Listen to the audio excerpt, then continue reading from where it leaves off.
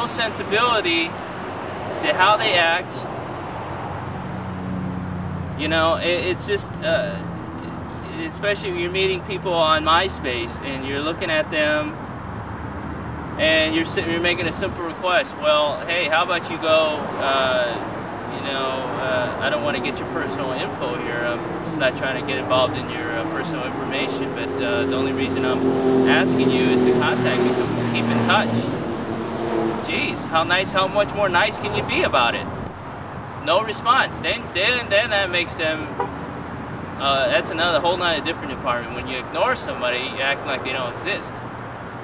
Okay, when you ignore somebody, you're basically telling them they're not important enough to you to take the time to answer, or you're using your bias. Whatever that bias may be, you don't agree with what he said in the mail, is irrelevant. The point is, everybody deserves a response. No matter if you think that person's what they wrote you don't agree with, you don't like it, everybody deserves a response to something, and it's common courtesy. Oh, whoops, something we don't have anymore. Forgot that word already? Common courtesy. Okay, we don't have it, and if we did, then it's gone downhill. In some people we do. There's always exceptions. You know, the females very easily, I think they're a little spoiled because they get about 1,000 men, they can come and go, and they probably get the similar types of men. They can afford to let a few go. We're not numbers here. We're not another number. We're not a herd of cattle here. It may be convenient for women, since being that they get a lot more contact with men, and women tend to be a little bit more fearful of men because they're stronger and bigger than them, and men don't get that many responses unless, of course, you're absolutely model, Mr. Supermodel, male supermodel, or whatever the case. Oh, and then that's a little different. Yes, they'll get more responses. It all initiates with most likely the looks. I don't give a damn what you think you have to say about that, because that's 100% the truth from my experience, is that you never get to know somebody. There's a missed opportunity because you're basing somebody on your looks, or you're going on Craigslist, or you're going on some freaking site and asking for a picture. Unreasonable to me. Well, you just missed out, didn't you? Because all you wanted was a picture, and that guy, that could be the greatest guy in the world, and you just missed out, didn't you? Because you were looking for a freaking picture and you didn't get one. So, oh, time to move on. Oh, hey, that was the guy that you missed out. That was the one. You missed him because you were looking for a freaking picture. That goes back to the looks. Right? Okay? Alright, now I'm going to take a little break, and I'll be back in the next segment.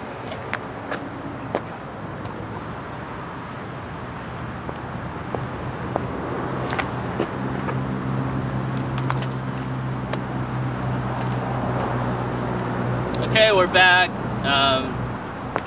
Okay, recap. We've talked about training, relations. Okay, the next thing is, now generally speaking, there's been a few things on my mind that I haven't been able to get my point across to people. You see, oblivious. There's this guy right here driving right past me, oblivious to that fact that I'm filming, doesn't give a damn what I'm doing. Society needs to be more aware of things. Okay, that's been one of the topics I've wanted to discuss. Okay, pay attention to your surroundings more. Pay attention to what's happening in your world. Why? Why should you care? Because you seem like a dumbass and an ignorant fool if you don't. Am I going to lower myself to you? No. Do I lower my standards to you Do I lower my beliefs to you? No, I won't. That's why. One reason. There's a slew of reasons. It's relative. You can see it one way or you can see it another way. You might... It's amazing to me how many ignorant people, they see my profile on YouTube or MySpace and they want to make some childish comment to me like, well, you need to get out more. Whoop-de-freaking do. Let me ask you something.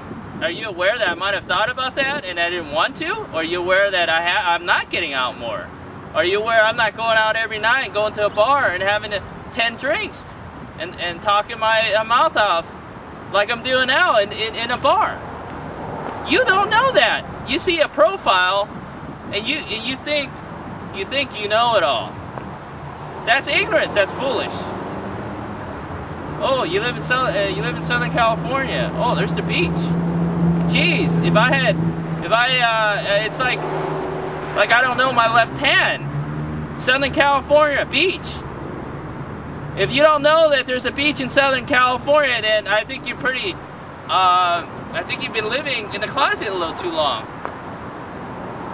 Obviously there's a beach. There's a beach in a lot of places. Southern California is full of beaches. Don't you think I've taken in that consideration? Maybe I didn't want to go to the beach. Maybe I already thought about it. I'm talking about picking up women. That's not the only thing a beach is good for. I go to the beach, a recreational activity, go out and occupy my time. I don't have very much time to go into the beaches. I'd rather be sitting here talking on here. Have you thought about that? This guy sends me a mail on MySpace.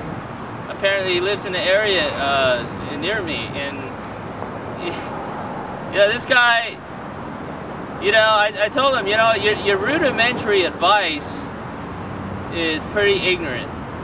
I mean, you're talking to somebody that's an intellectual, and you're offering advice without knowing anything about the person. I think you should know what you're talking about also to begin with. That's point 2. Point 3 is, if you have something to say to somebody, I think that you should at least make it somewhat intelligent instead of commenting, well, you need to get out more and going to the beach. How about going to the beach? Jeez, get out more. Like where? I.e., besides the beach, where else?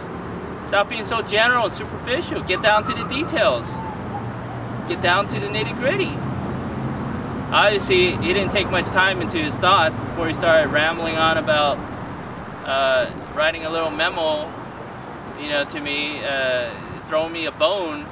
That's insulting. It is offensive. Number one, like I said, he didn't know what he was talking about, and 2, he was so general about it, I didn't even understand exactly what he meant. It was so general.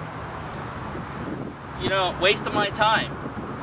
Waste my time to reply to him, try to educate him too. If he's wrong, he's wrong.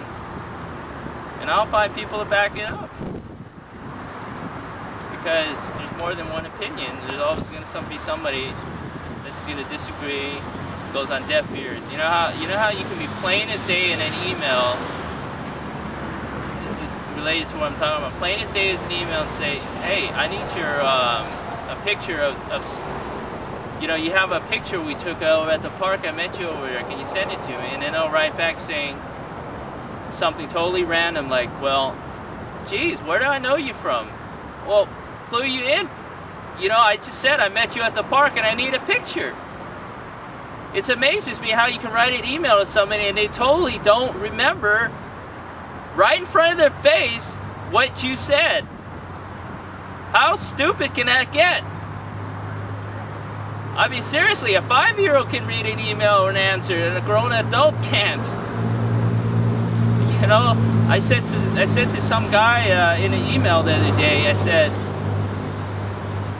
I believe I wrote to him and I said, I need to get some forms, and I need to know where to get them, and then it's part of my business, and he didn't write back telling me where to get the forms. He wrote back saying, well, I try to call you or I'll refer you to this person. I said, I didn't ask for that. I asked for some forms.